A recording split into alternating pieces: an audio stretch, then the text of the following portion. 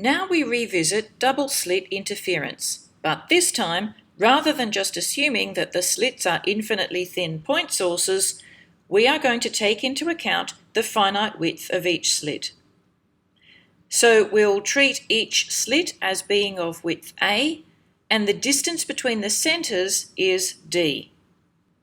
Now, we'd found that the interference pattern from two slits was a series of evenly spaced fringes. This is what you see in the top graph. You can see that each one of the fringes has equal intensity. The diffraction pattern from a single slit is what you see in the middle graph. That is what we've just been looking at. We have a very large central maximum and then smaller secondary maxima either side. Now, what you actually get from two finite slits is shown at the bottom.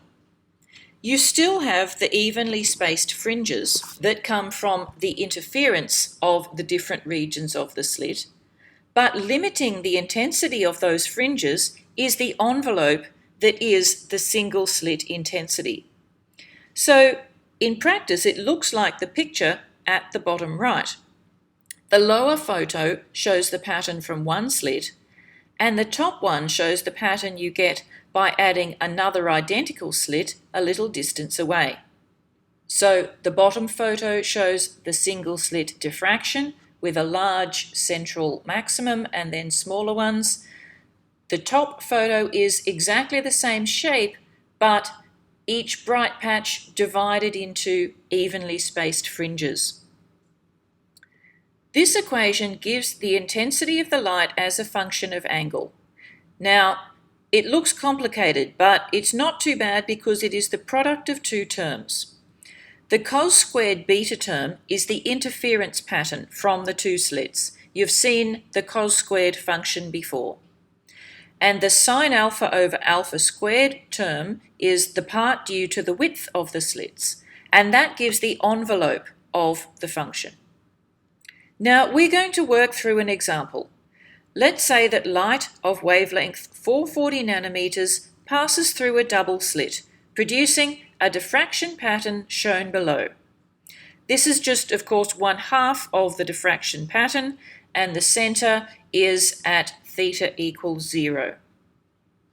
We have to calculate A, the slit width, and then B, the slit separation. We'll work through this on the tablet. So looking at that diffraction pattern from the double slit. Now the first thing we're going to do is look at the condition for a minimum, because we can see that the first minimum is at 5 degrees. Now the condition for a minimum is sine theta dark equals m1 lambda over a. So this m1 is referring to the order when it comes to the diffraction. So we have the first minimum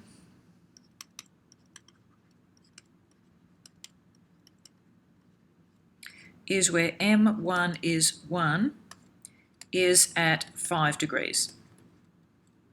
So we have sine of 5 degrees equals lambda over a. So a equals lambda over sine of 5 degrees, and that gives us 5.05 by 10 to the minus 6 meters, which is 5.05 microns. Now, when it comes to the interference, we look for the bright fringe that is missing.